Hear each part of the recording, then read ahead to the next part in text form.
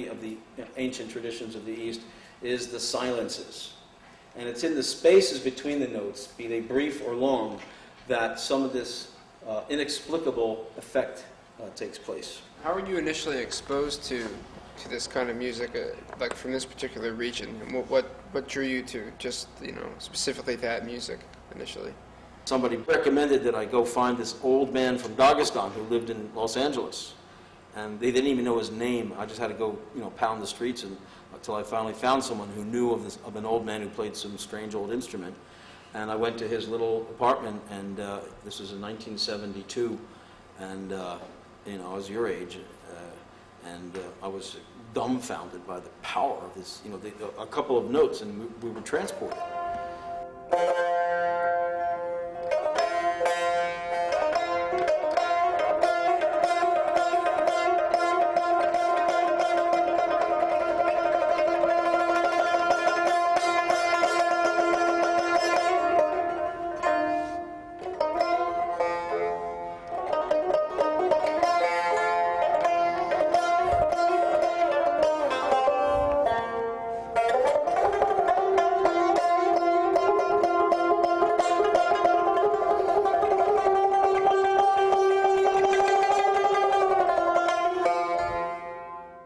That's muğam, and it's monophonic, it is modal, it is microtonal, it is meter-free, it has improvised compositions, and it's highly ornamented.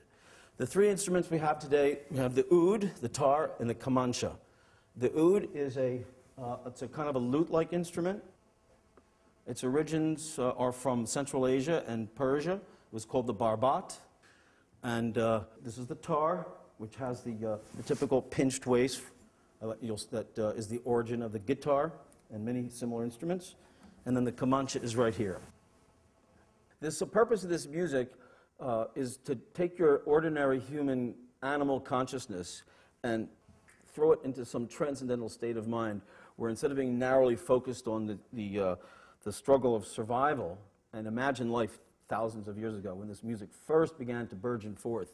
Life was incredibly difficult and dangerous, and every now and then people had to take a break from the strain of just surviving, and they craved transcendental states of mind. So this is the legacy that has arrived in the modern age, and they wanted music to be a form of, what did you say, meditation, almost like the idea is a transcendental experience where you leave your earthly cares behind and you go soaring off into some ethereal cosmic space.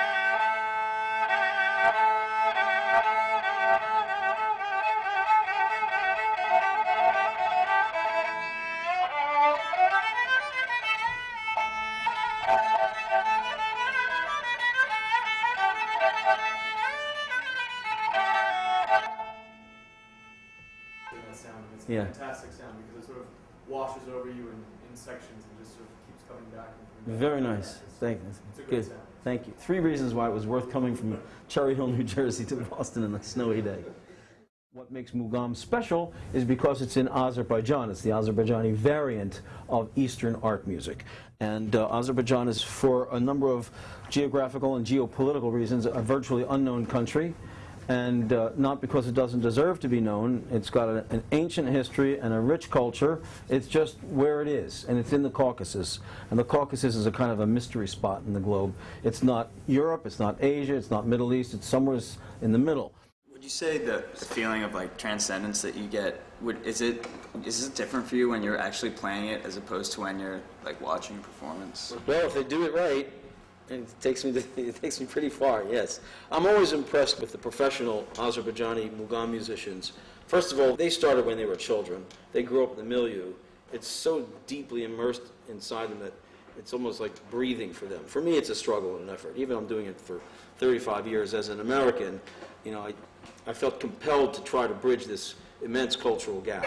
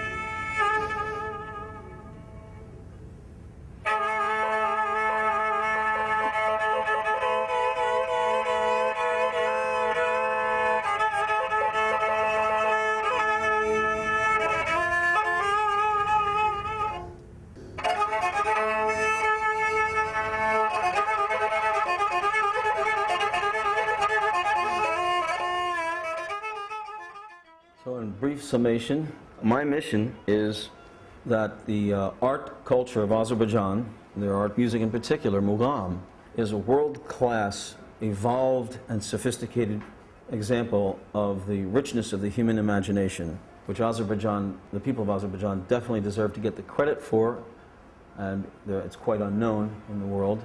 And at the same time, the world deserves to have Azerbaijan spiritual riches. Anyway, thank you very much for your time and your attention. Greatly appreciated.